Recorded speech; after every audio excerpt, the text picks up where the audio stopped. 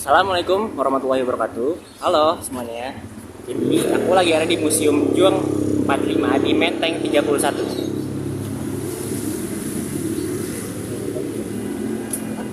Jadi langsung aja kita masuk ke tempatnya. Ciao. Guys, jadi kita udah beli tiketnya di Museum Juang 45 Jakarta ini di Menteng dengan harga Rp5.000 untuk pelajar. Dia museumnya.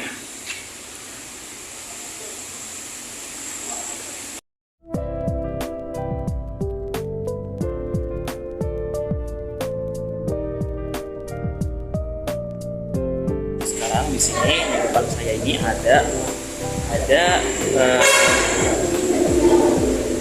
monumen HR Rasuna Said. Nah, ini HR Rasuna Said. Dia lahir di Maninjau 14 September 1910 dan wafat di Jakarta 2 November 1965. Dan dia memiliki quotes atau petikan, yaitu majukan perempuan dengan pendidikan agar mereka merdeka. Nah, ini seligurinya kepada pahlawan HR Rasuna Said.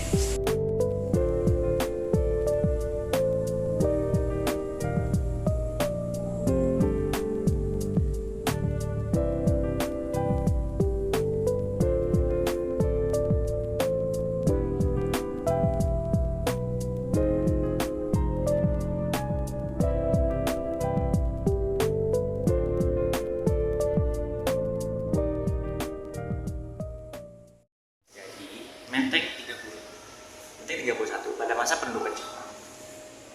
Ini adalah sejarahnya, yaitu pada masa pendudukan Jepang di Hotel Skanker di Jalan Menteng 31 dikuasai oleh Sendenbu atau Barisan Propaganda Jepang.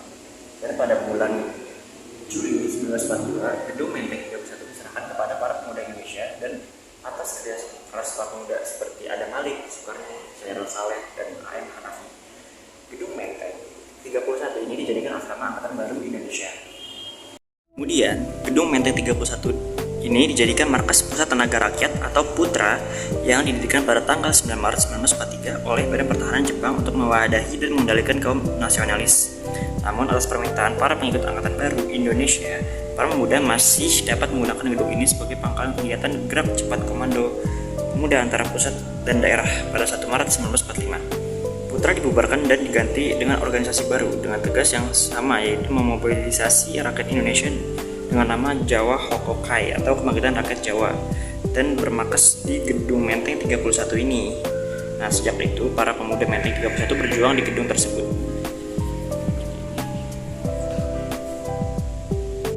Di situ ada titik 31 tempat merancang berbagai aksi. Menteng 31 merupakan tempat merancang berbagai aksi dalam merebut dan mempertahankan kemerdekaan Indonesia.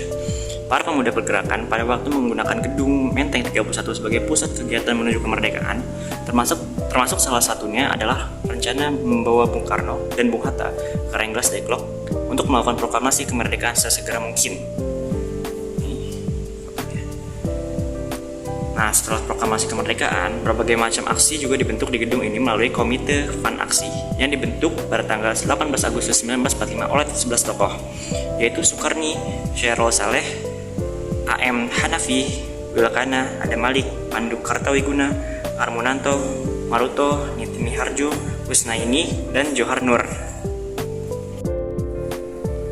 Nah, jadi sekarang kita di ruangan masa Jepang atau Japanese Parade Exhibition Hall. Nah, jadi di sini tuh ada radio merek Philips. Ini adalah radio di masa Jepang jajah. Terus di sini ada baju, ada seragam tentara PETA.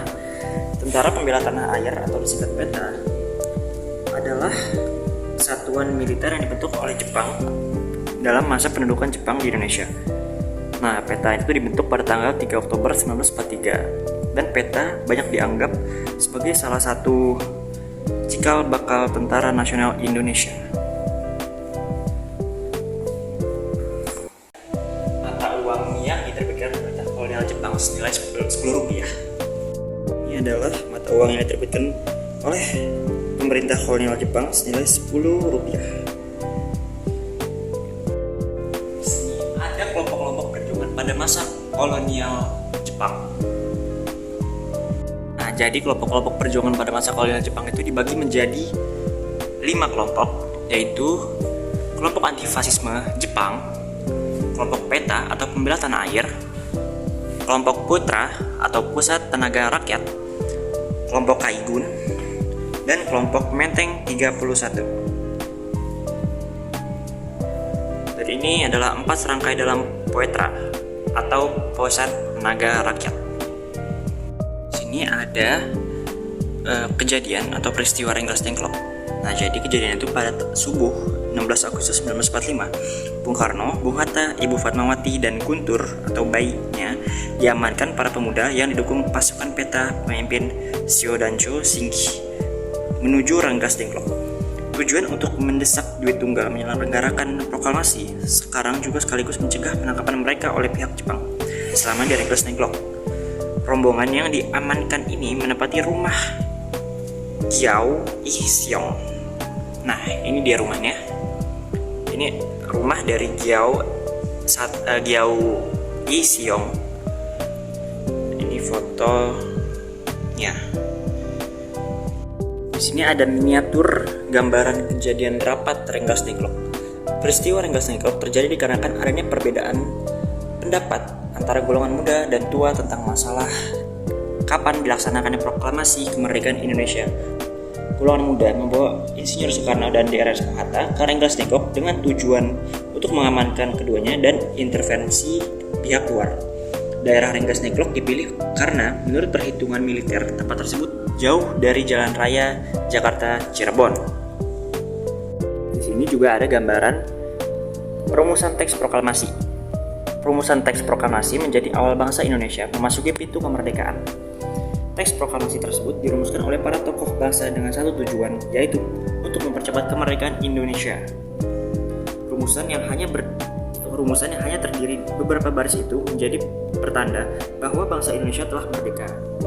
Di Rumah Maeda, para anggota PPKI, para pemimpin pemuda, para pemimpin pergerakan, dan beberapa anggota Cho Sangiin yang ada di Jakarta telah hadir.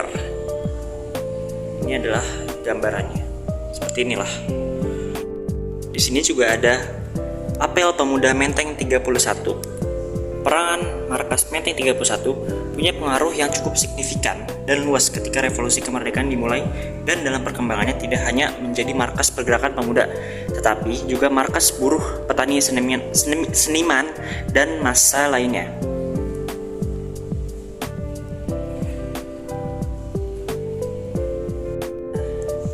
Di sini peristiwanya Bung Karno sedang berpidato di atas podium di lapangan Ikada dalam rangka memperingati 1 bulan kemerdekaan Republik Indonesia.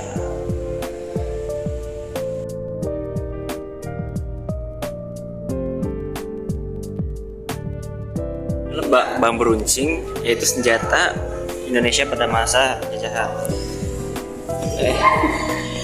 Bambu runcing ketika armada Jepang mendekati Pulau Jawa akhir Februari 1942, Belanda mengira akan menerjunkan pasukan payung di Kalijati, maka diperluas ribuan bambu yang diruncingkan ujungnya untuk menyambut pasukan para Jepang. Ternyata Jepang mendarat di pantai laut dekat Eretan, langsung menuju Subang dan mengancam Kalijati. Di musim ini selain ada infografis yang tadi udah menjelaskan, di sini juga ada mobil-mobil guys. Lihat mobilnya guys. Ini adalah mobil pusaka. Keren-keren guys mobilnya. Mobil presiden nih. Itu aja video di Museum Juang 45 ini. Kurang lebihnya mohon maaf. Ya. Bye guys.